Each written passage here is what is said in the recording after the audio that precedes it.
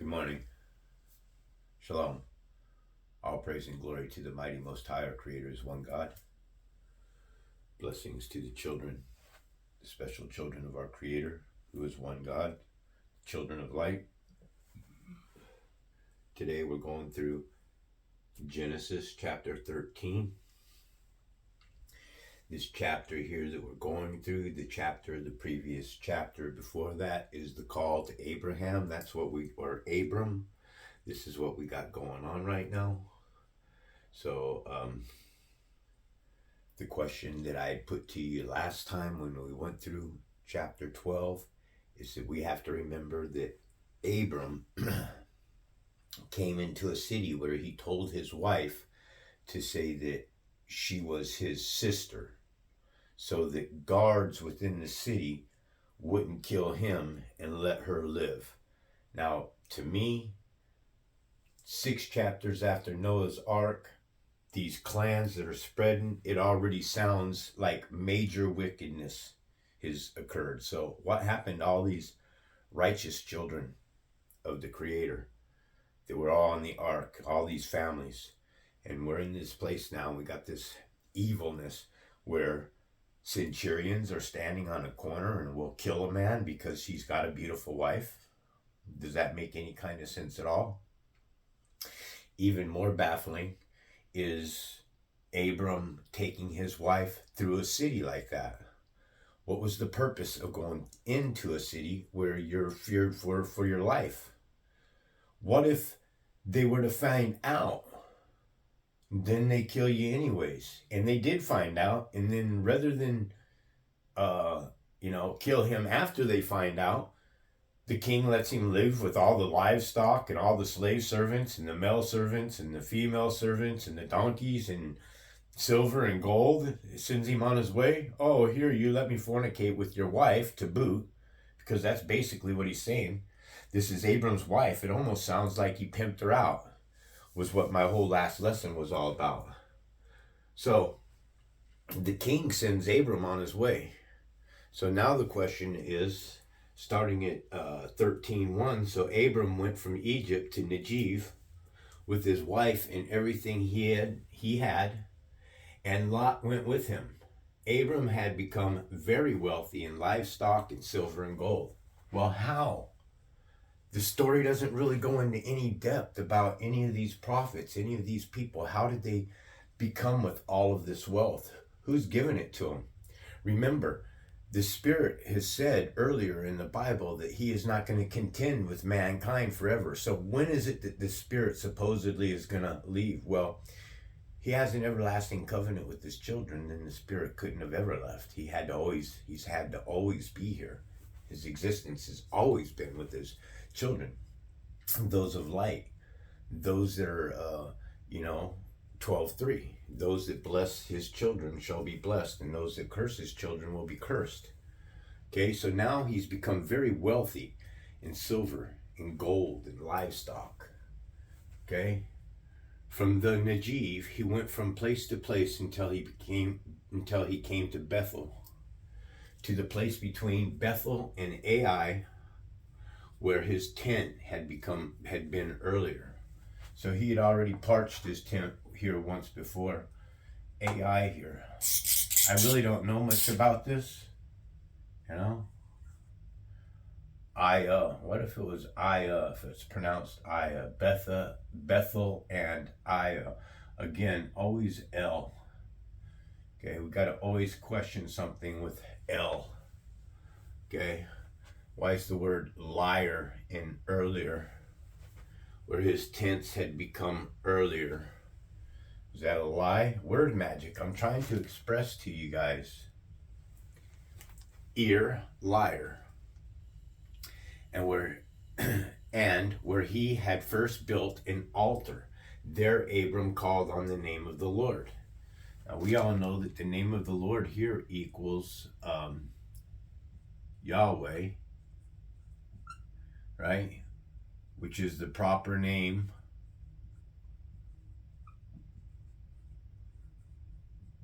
of the God of Israel.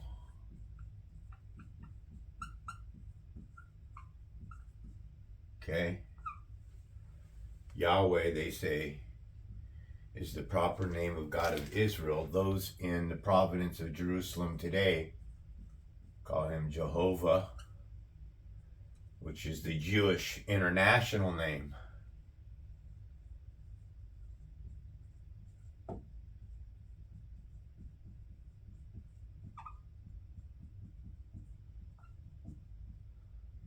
Okay, that's important.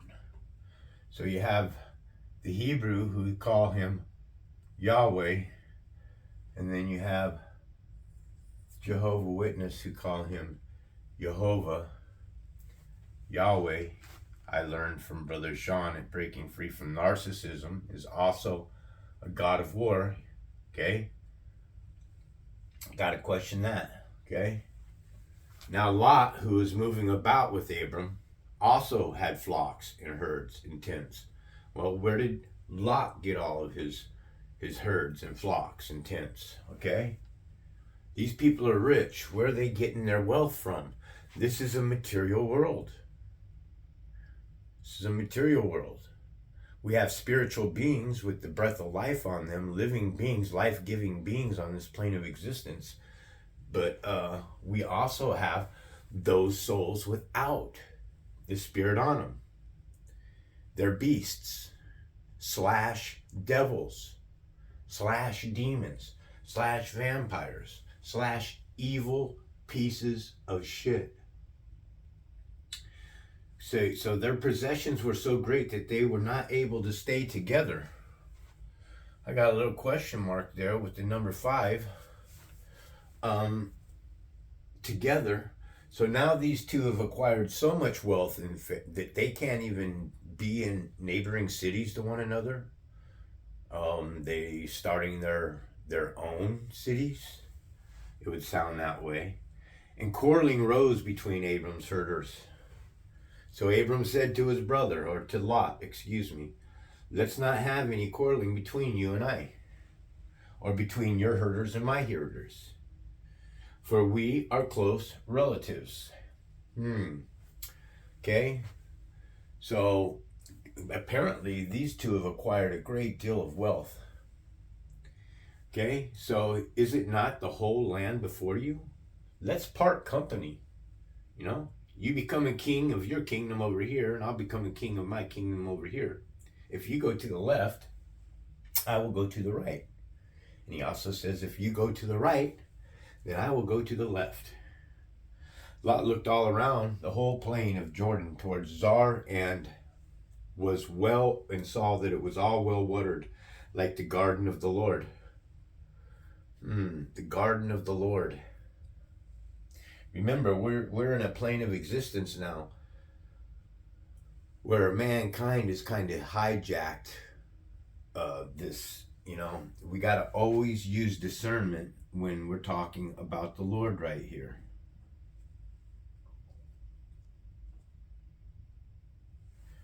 So much. Oh dear.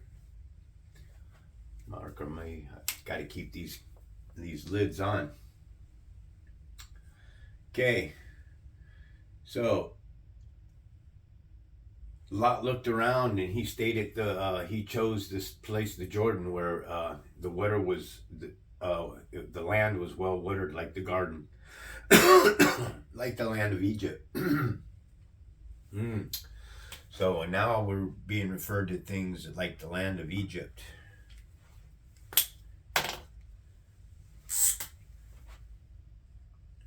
Okay. This was before the Lord destroyed Sodom and Gomorrah. So Lot chose for himself the whole plain of Jordan and set out to the east, and the two men parted company. Abram lived in the land of Canaan, which is Canaan law. Okay. While Lot lived among the cities in the plains and pitched his tents towards Sodom. Sodom, folks. Sodomize. Did Lot see Sodom as just a place of sin that he wanted to engage and indulge in? He wanted all part of that stuff. Sodomize. Also sodomize. Huh? Because this is the land. What do you think Sodom stands for, folks, man? Come on, man. Use your minds a little bit. This book is written, I'm telling you, is a soft porn magazine right in front of you. It's so nasty and vile when the Spirit removes the scales from your eyes and you can see that now the people of sodomy, we're wicked and we're sinning greatly against the Lord.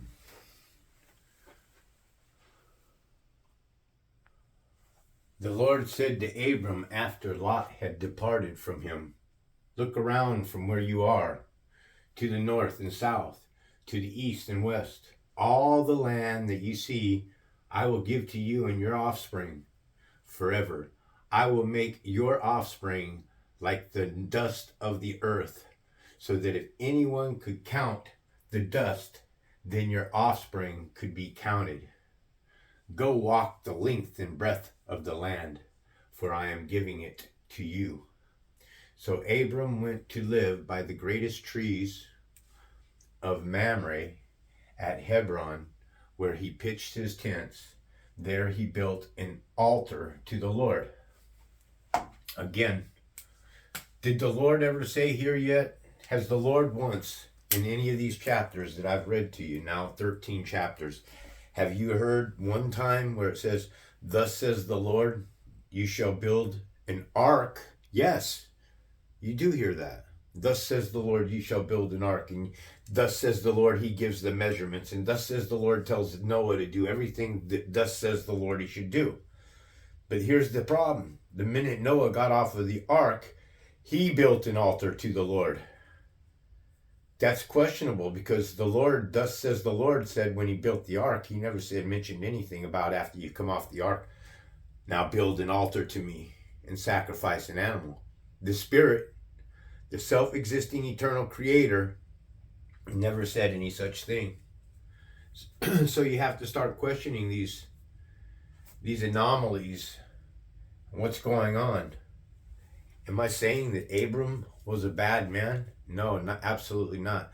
But what I'm saying is the way that the Bible was written, that they are portraying Abram. You got to remember, a race of people got their hands on the Bible, the Word, and changed everything around because you turned your back on the Creator. The chosen children of God turned your back and started running amok, and all of the Gentile pagan. Don't you understand, children of God? If you're a child of God, you get this. You truly do. Being a child of God, you know what you are, what your purpose is. The Spirit put a lot on me, man. He showed me my very own crass sins, my abominating sins. And I've shamed myself between many of you. And I'm all right with that. Nobody can say anything about me. I flat out Eminem'd all of you, man. I sang a song about myself and ratted myself off before anybody else could ever possibly come across anything that would incriminate me. So I've pretty much been straight with everyone about everything. That's the completion of chapter 13. Consider everything that I've said about Abram, how he acquired his wealth. Where did it all come from? The Bible is so short. Now, there may be other Bibles out there that said, extended more on the storylines of what was taking place. But as we're looking at the Bible right now, it's taking place. To me, Abram didn't sound like a stand-up right man. It didn't sound right to me. All right? And then you have Lot, who he's acquired all this wealth. How did Lot acquire all of his wealth? And why would Lot pitch his tents outside of a city where everybody was wicked? And how did all this wicked already get on the earth in 6 chapters, folks? This is why I'm reading the Bible, because I don't want anybody to ever say to me, you got to read the Bible. You got to read the whole chapter. No, what I'm going to do is I'm going to write this whole damn Bible down. That's my goal between me and the Spirit. It may take me 3 to 5 years to do this project, but I'm going to do it. I'm going to finish it. All praise and glory to the mighty Most High for that. The Creator is one God. There is none like him. Bow your heads if you'd like. Please, Lord, our spirit, the creator who moves all things in place. You are the mighty one, and it is only your spirit of life that gives and takes. You are the mighty one of truth. You are the mighty one of spirit. There is none beside you, Lord. I humbly lay my life down before you, every cell and every fiber that comprises me of flesh, every ounce of blood that pumps through my veins, I lay before you. Please, Lord, I humbly lay down my mind, body, and soul, my might, heart, and strength. Everything, Lord, is yours. I submit to you completely. My ego is dead. It is crushed. Please place your spirit upon those that may be hearing this message right here, right now, today. Let them start questioning their existence as well. Let them start reading the Bible, Lord. Let them start understanding, please, Lord. Let me just save a few souls. Let me save what it is I need to do so that I may be with you in the life of the living.